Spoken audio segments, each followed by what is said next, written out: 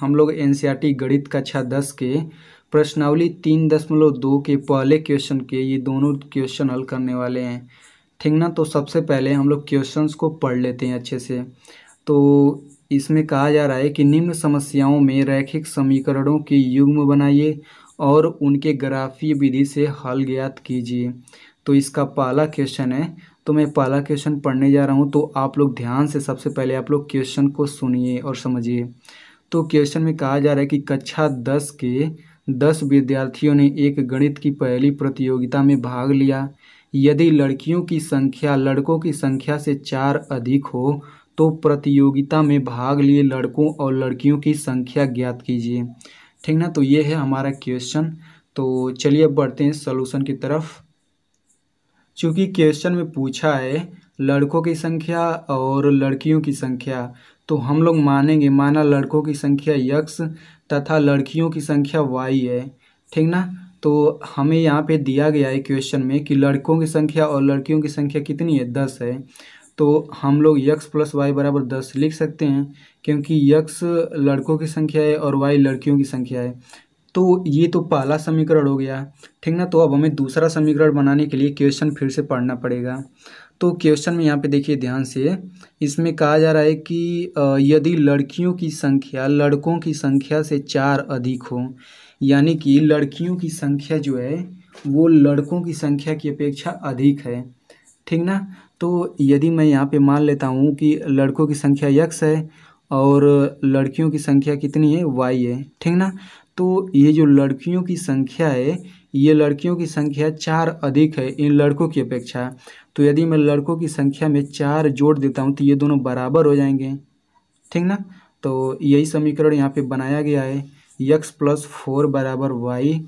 तो यहाँ से +y था तो इसे इधर आएगा तो -y हो जाएगा। x - y बराबर इधर +4 है तो -4 हो जाएगा।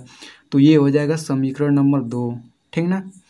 अब उसके बाद से अब हम इन देखिए ये दोनों समीकरण जो हैं ये बीजगणितीय रूप में तो हो गए, लेकिन अब हमें इसका ग्राफीय विधि से हल निकालना है। तो ग्राफीय विधि से हल निकालने के लिए सबसे पहले हम लोग इन दोनों समीकरण का सारणी बनाते हैं। ठीक। यानी कि जैसे मान लीजिए हमें इसका ग्राफ बनाना है ग्राफ पेपर पे, तो हम लोग इसका 2 हल निकालेंगे। ठीक ना।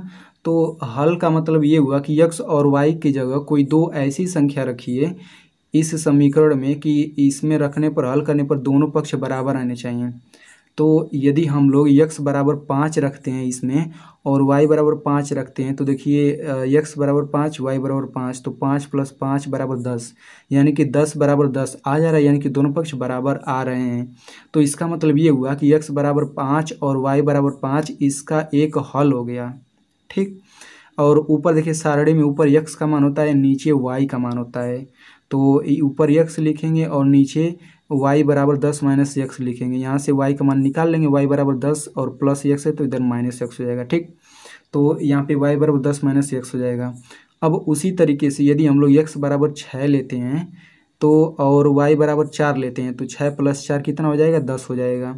तो 6 और 4 भी इसका एक हल हो गया। ठीक ना। तो यहाँ पे x और y का मान मैंने 5, 5 और 6, 4 लिया है, लेकिन आप लोग कोई दूसरी संख्या भी ले सकते हैं, बशर्ते कि इस समीकरण को संतुष्ट करना चाहिए। ठीक ना। और ये दोनों पूर्णांक होने चाहिए और छोटी संख्या होनी चाहिए, क्योंकि ग्राफ बनाने में आसानी होगी उस तरीके से। ठीक ना। तो सबसे पहले हम लोग इसका ग्राफ बनाते हैं, यानी कि x = जब 5 है और y = 5 है तो 5, 5 इसका एक हल हो गया और इसका दूसरा हल हो जाएगा 6। पहले हम लोग x का मान लिखते हैं फिर y का मान। तो अब हम लोग इन दोनों बिंदुओं को ग्राफ पे ढूंढते हैं। तो सबसे पहले हमें 5, 5 ढूंढना है। ठीक ना। तो यहाँ से हम लोग ये ग्राफ बना लिया है हमने। तो अब हमें 5, 5 ढूंढना है, यानी कि x अक्ष पर 5 यहाँ है और y अक्ष पे 5 यहाँ है। अब हम लोग इन दोनों को मिला देंगे, तो मिलाने पर ये बिंदु यहाँ पे आ रहा है। ठीक। तो इस बिंदु का निर्देशांक 5, 5 हो जाएगा। अब उसी तरीके से दूसरा बिंदु है 6, 4, यानी x का मान 6 y का मान 4। तो यहाँ पे देख सकते हैं यहाँ पे 6 है और ऊपर यहाँ पे 4 है, तो इन दोनों को मिला देंगे तो ये बिंदु हो गई, यानी कि 6, 4 ये बिंदु हो गई। तो अब हमें इन दोनों बिंदुओं को बस मिला देना है, ठीक ना। तो जो ये रेखा दिख रही है, ये रेखा जो है इस समीकरण का ग्राफ है, ठीक ना। तो अब हम लोग इसी तरीके से दूसरे समीकरण का भी ग्राफ बनाएंगे, ठीक ना। तो इसमें हम लोग यदि यक्स बराबर 0 रखें और वाई बराबर 4 रखें, तो देखिए एक्स बराबर 0 तो 0 हो गया, फिर 4, यानी कि हल करने पर -4 बराबर -4 आ रहा है, यानी कि दोनों पक्ष बराबर आ रहे हैं, यानी कि 0 और 4 इसका एक हल हो गया। इसी तरीके से 1 और 5 भी इसका हल हो गया, ठीक ना। और यहाँ से y का मान हम लोग निकाल के यहाँ पर रख देंगे। देखिए ये -y है तो इधर आएगा तो +y, और यहाँ -4 है तो इधर आएगा तो +4, यानी कि यक्स +4 बराबर y। तो वही हमने y बराबर यक्स +4 लिख लिया है, ठीक ना। तो एक बार मैं फिर से बता देता हूँ कि यहाँ पे यक्स और y का मान कोई ऐसी दो संख्या रखते हैं जो पूर्ण संख्या हो और कोई छोटी संख्या हो, ज़्यादा बड़ी संख्या नहीं होनी चाहिए, क्योंकि ग्राफ बनाने में आसानी होगी, ठीक ना। तो इन दोनों बिंदुओं को अब हम लोग फिर से फाइंड आउट करते हैं। तो 0 और 4, तो जिसमें यक्स बराबर 0 रहता है, इसका मतलब ये होता है कि ये बिंदु y अक्ष पर रहेगा, ठीक ना। तो हम लोग केवल y अक्ष का मान निकालते हैं। इस पर y अक्ष का मान कितना है, 4 है, तो 4 यहाँ पे है, ठीक ना। तो 0 और 4 इस बिंदु का निर्देशांक है। इसी तरीके से दूसरा बिंदु भी निकालते हैं, 1,5, यानी कि x बराबर 1 y बराबर 5। तो x बराबर 1 यहाँ पे हो गया और y बराबर 5 यहाँ पे, इन दोनों को मिलाएंगे तो ये दोनों बिंदु यहाँ पे मिलेंगे 1,5। तो इन दोनों को हम लोग मिला देंगे, ठीक ना। तो ये जो रेखा का ग्राफ दिख रहा है इसी रेखा का ग्राफ है, ठीक ना। तो ये दोनों रेखाएं जिस बिंदु पर प्रतिच्छेदित करती हैं, इसी बिंदु को हम लोग इन दोनों रेखाओं का हल कहते हैं, यानी कि यक्स बराबर 3 और वाई बराबर 7 इन दोनों समीकरण का हल है।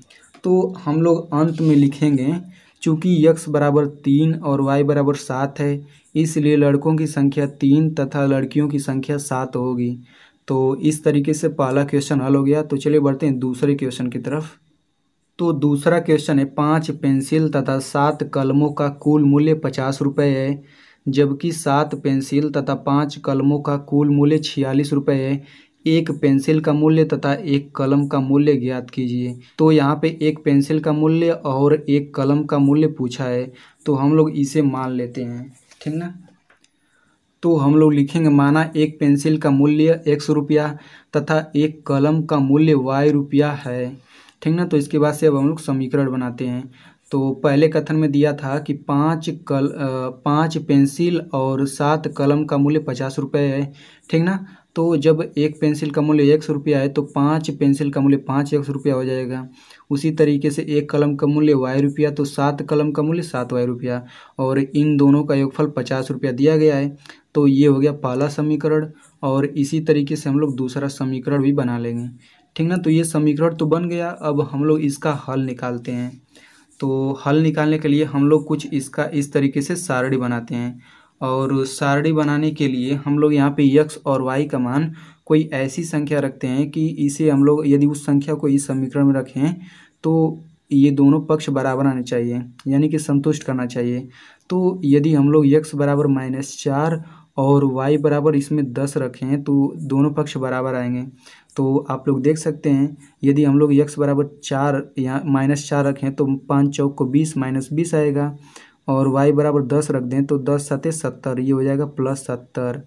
तो -20 + 70 50, देखिए 50 यहाँ पे भी और 50 यहाँ आया है। इसका मतलब -4, 10 ये इसका एक हल हो गया।